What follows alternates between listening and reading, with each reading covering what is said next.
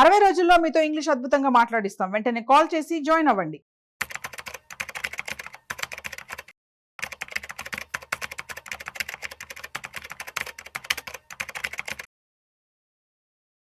నమస్తే, welcome to Suman TV. ప్రస్తుతం మనతో పాటు certified financial planner Anil Kumar Bachu గారు ఉన్నారు. వీరితో ఈరోజు కొన్ని విషయాల గురించి మనం డిస్కస్ చేద్దాం. హలో అండి, నమస్తే అనిల్ కుమార్. నమస్తే అండి.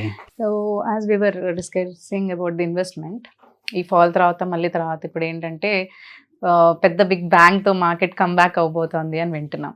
So how does it is like, అంటే మన ఇన్వెస్టర్స్ పైన ఎలా ఇంపాక్ట్ ఉంటుంది, అది లాభకరంగానే ఉంటుందా, లైక్ అంటే ఇది అంత కూడా కరెక్టే అంటారా అసలు? ఏంటంటే ఎస్పెషలీ ఈ రిపోర్ట్ లైక్ ఒకవైపు నుంచి అమెరికాలో కానీ గ్లోబల్గా కూడా రిసెషన్ వరీస్ ఉన్నాయి. ఎస్పెషలీ మీరు యుఎస్లో కానీ జపాన్లో కానీ 2 మేజర్ ఎకానమీస్ అండ్ ఈవెన్ చైనాలో కూడా 3 చోట్ల కూడా అప్పులు, గవర్నమెంట్ అప్పులు and debts are high. So and simultaneously ఏం జరిగిందంటే 3 చోట్ల interest rates are also high. అమెరికాలో especially last week already record interest rates వచ్చాయి. Same with the Japan also 4%, which is unusual. ఒకప్పుడు నెగిటివ్ ఇంట్రెస్ట్ రేట్స్ ఉన్న ఎకానమీలో ఇప్పుడు పాజిటివ్ 4%కి వెళ్ళిపోయాయి. అమెరికాలో క్లోజ్ టు 5% అయ్యాయి. సో ఇలాంటప్పుడు ఏంటంటే వరీస్ ఏంటంటే ఎకానమీ స్లో డౌన్ అవ్వచ్చు, బికాస్ మనీ సప్లై అంతా ఎస్పెషల్లీ ఎమర్జింగ్ మార్కెట్స్ నుంచి రిటర్న్ వెళ్ళిపోయే అవకాశాలు ఉన్నాయని భయాలు ఉన్నాయి. అట్లాంటి టైంలో కూడా one of the shining economy ఏంటంటే Indian economy for many reasons అని మల్టిపుల్ ఏమంటారు రేటింగ్ ఏజెన్సీస్ కూడా చెప్తా ఉన్నాయి. ఎందుకు ఇండియా ఇస్ పాయిజ్డ్ అంటే now good time to from here to next పెరగడానికి ఏంటి markets, Indian markets, Indian GDP కూడా పెరిగే అవకాశాలు ఉన్నాయి మార్కెట్లు ఎందుకు ఉన్నాయి అని అంటే మెనీ రీజన్స్ ఉన్నాయి.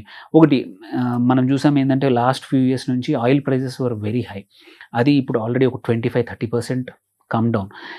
ఎందుకు ఇంపార్టెంట్ ఇది అంటే ఇండియాలో మన imports, oil imports are very high.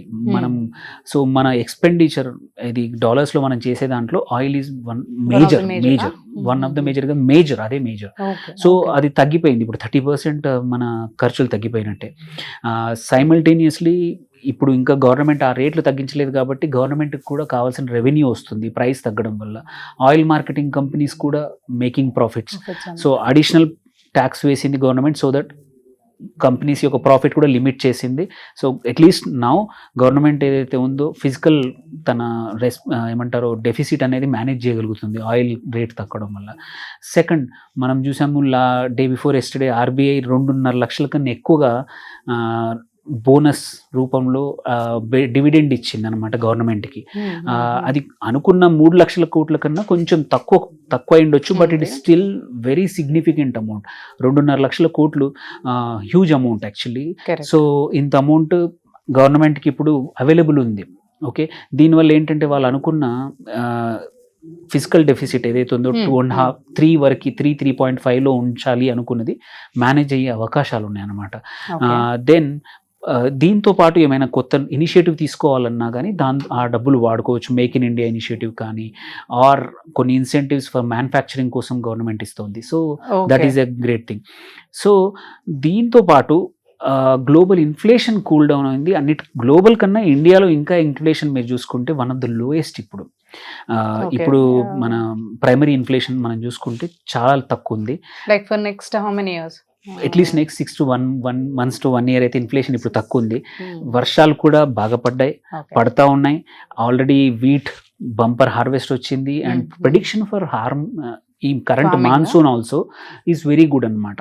So monsoon ఇవి కరెక్ట్గా ఉంటే ఏంటంటే రూరల్ స్పెండింగ్, రూరల్ కన్జంప్షన్ ఎక్కువ అవుతుంది.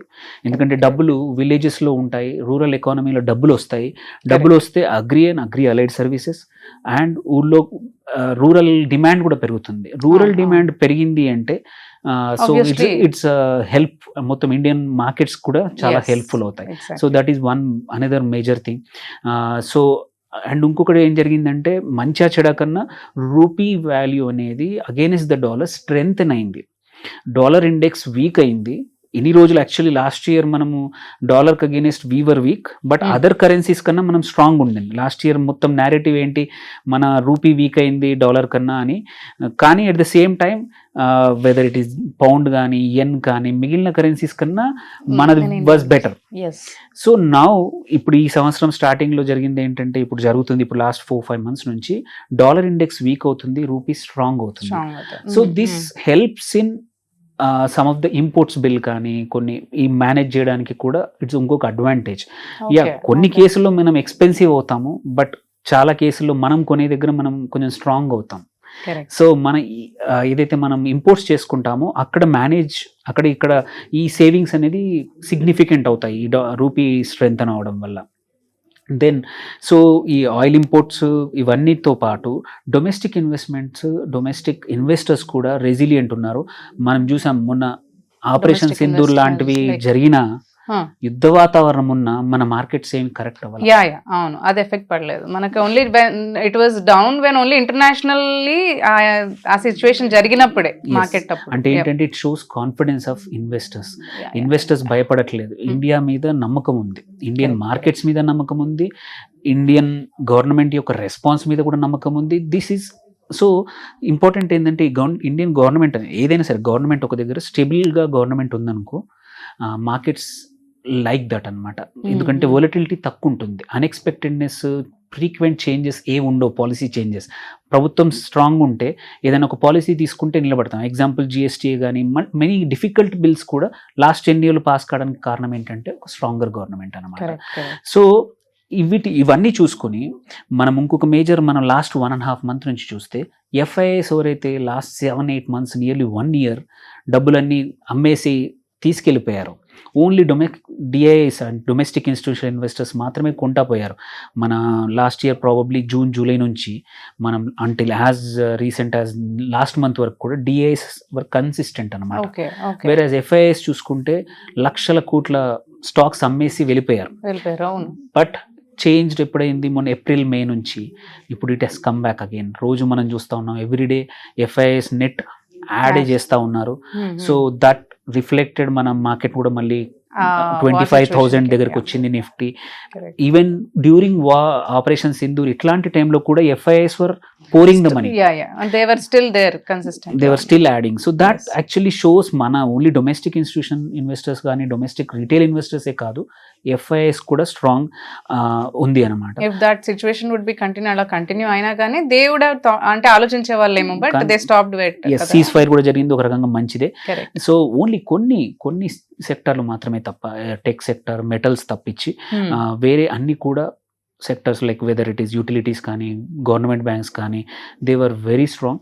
సో అండ్ ఈవెన్ మన జీడిపి కూడా స్టిల్ ఇట్ విల్ బి 6.4-6.5 ఉండకపోయినా 6.2% ఉండబోతుంది, which is very good considering across వేరే కంట్రీస్ చూసుకుంటే. వాళ్ళు అనుకున్న ప్రెడిక్షన్ కన్నా కట్ చేశారు most of the time, especially ఈ ఇయర్. అలాంటిది మనది మాత్రం almost we are going to be still 6+. Major ఎకానమీస్లో we'll be still number 1 in terms of GDP growth. And corporate earnings ఏవైతే ఉన్నాయో when compared to earlier quarter, this quarter was good. Most of the companies have given good results.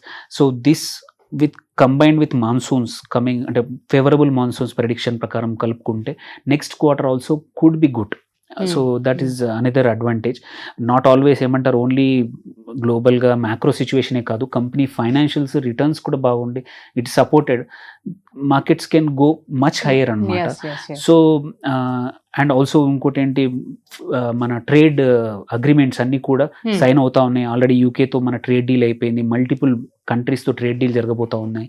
So that helps. ఆ trade deal setup అయిందంటే exports అనేవి multiple సెక్టర్స్లో ఈజీగా exports అయ్యే అవకాశాలు ఉన్నాయి, because lower tariff ఉండబోతుంది. సో ఆ టారిఫ్ దాని గురించి కన్ఫ్యూజ్ అయ్యి ఇప్పటి వరకు అవేవి జరగలేదు, సో ఇప్పుడు మళ్ళీ స్టార్ట్ అయ్యాయి అంటున్నారు. ఇన్ని రకాల పాజిటివ్స్ ఉన్నప్పుడు markets will come back, especially next 6 months to 1 year లో we will see much higher. Next last 26,000 around Nifty ఉండింది. So this we might touch even 28,000-30,000 కూడా if everything goes fine. Even మనం అనుకున్నట్టు రిసెషన్ కొన్ని కంట్రీల్లో వచ్చినా కానీ investors have to pour money ఎక్కడో ఒక దగ్గర. అలాంటప్పుడు we will be much better position when compare to others, because unlike other markets మనది డొమెస్టిక్ డిమాండ్ డ్రివెన్ ఎకానమీ అనమాట. సో మన మేజర్ మనము ఎక్స్పోర్ట్స్ మీద డిపెండ్ అయి ఉన్న ఎకానమీ కాదు. So that these two things multiple things ఉన్నప్పుడు ఏంటంటే వేరే కంట్రీస్ వేరే మార్కెట్స్లో ఆపర్చునిటీస్ లేనప్పుడు ఇన్వెస్టర్స్ మన దగ్గరకు వచ్చే అవకాశాలు ఉన్నాయి. We'll become atleast next short టర్మ్లో 6 months to 1 year markets Indian markets will do good అండి. Okay. So investors no need to worry, హ్యాపీగా ఇన్వెస్ట్ చేసుకోవచ్చు. ఎస్, ధైర్యంగా చేయొచ్చు. Thank you so much for sharing. Thank you.